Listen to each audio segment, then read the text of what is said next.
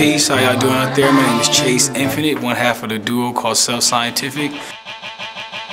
What I have here is a Goodwood times Chace Infinite Africa Piece. Back in the days, I'm somebody who grew up in what we consider the golden era of hip hop, early, late 90s. We wore these African medallions as a symbol of solidarity between brothers who actually were coming up in the hip hop generation, learning some of the similar things. See by some of the movements that were taking place at the time, whether it be Mr. Farrakhan or Al Sharpton or Jesse Jackson. The company Goodwood NYC, the company I did it with, was actually founded, I think, 3-4 years ago.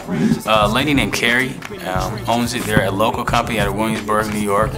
And the way I came in contact with them is a young dude named Chris Lee, who owns a site called c2thejl.com. We did some work with him at another company I work for called Prohibit. He did a Jesus piece with them. He did the collaboration Jesus piece, and I thought that was a really dope concept. I'm not Christian myself, but I support Jesus Christ, and I had a couple of them and thought, you know what, it might be a good idea to do something else and kind of extend that whole thing with another object.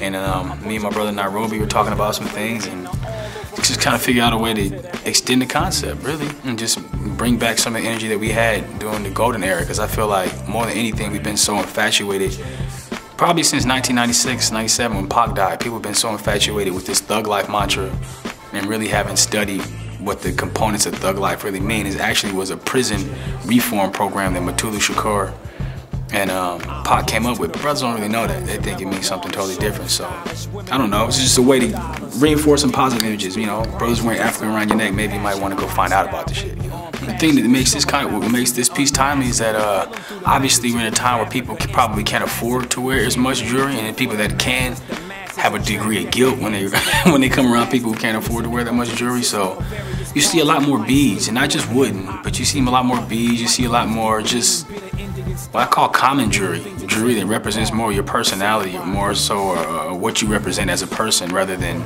just opulence, trying to show somebody else that you got enough money to buy gold or diamonds. Which is nothing wrong with that either, if you can afford it.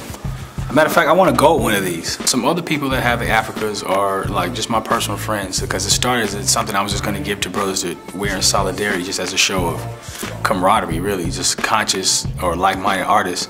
Like I said, I'm in a group called Scientific. We're known as a conscious street group, whatever.